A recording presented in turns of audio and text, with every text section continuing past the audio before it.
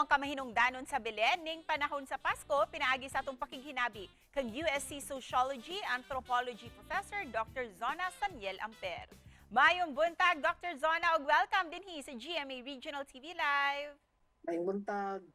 Doc, mayong buntag. First of all, makapahingang hagayod ang inyong 80-year-old nga Belen nga family heirloom na ninyo sa istorya ni ini, Doc. Dugay na gid kaayo ni man niya every year ginanamo i-put up ang among bilin. Sa una kato sa ako pang lola dito pas Argao, ito siyang balay sa Argao sa poblasyon.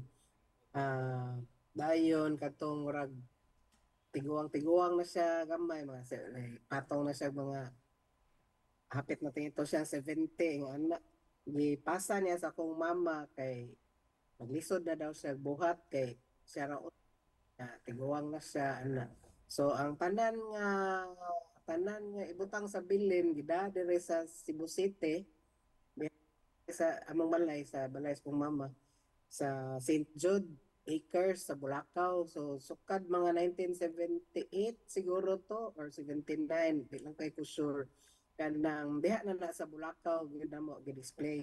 Doc, unsa pud ang mga materyales nga gigamit sa pag-put up sa Belen? Ang sa pre-war yun, ingon akong mama, karton ra yun. Kano gito ang karton nga bili nga ba. Dayon, mo lang ito pag after the war, sige na siya kuan. Yan kanang amo ang bilin, ma'am, di na siya usual kanang gito ang bilin, di ba? Magbutang og kanang murag wooden nga murag payag. Yeah. Itong birth of Jesus ang kaning bilin, dili lang amo hasta ang ubang bilin sa Argao. Langob man ang kuan ang setup ba nasa bukid yun ay langob yan ang langob si Jesus na tao niya ang ingon nila sa mga katiguangan nga istorya kay sa una kunong panahon ang kanang giingon na to manger kanang butanganan sa baka sa una panahon sa langob kuno na nila ibutang daw ingon sila. Doc, aduna ba kamoy pagausbon o idugang ni ini matag tuig?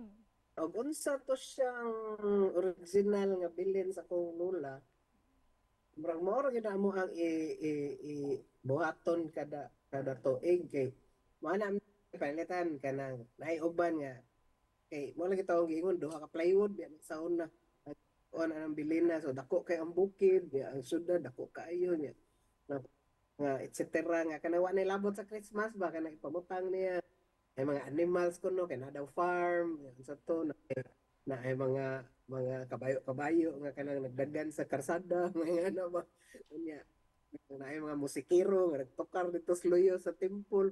Doc, this is a very beautiful family tradition.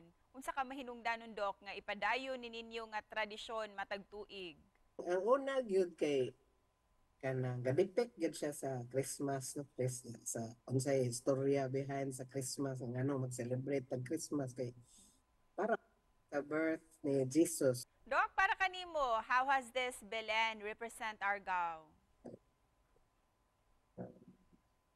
Kuan kay sa Argao mo gyud na ang practice sa unang panahon basta Christmas gani ang mga balay mag-put up gyud og bilin nga kompleto nga mystery. Daghan kayo ming nakatunan, Doc. Ug isay para pos, unsay Christmas message nimo para sa ato ang mga kapuso nga nagtan-aw karong buntaga? Hinaot nga ang tinuoray nga rason nga nung mag-celebrate ang Pasko, di na to kalimtan, no? Kay basig ma-overshadow na sa kanang ato ang ka base pamalit og regalo, ana kanang Christmas party, lechon, so kanang uban diya. Kalimot ta nga ang rason di ay kay kanang birth of Jesus unsa ang nahitabo sa unang panahon nga ano kanang di po na to kalimtan nga mo share punta sa tong blessings. Mayong Pasko, usab kanimo, Doc. Daghang salamat for joining us this morning. Mga kapuso, more to come pa sa pagbalik sa GMA Regional TV Live.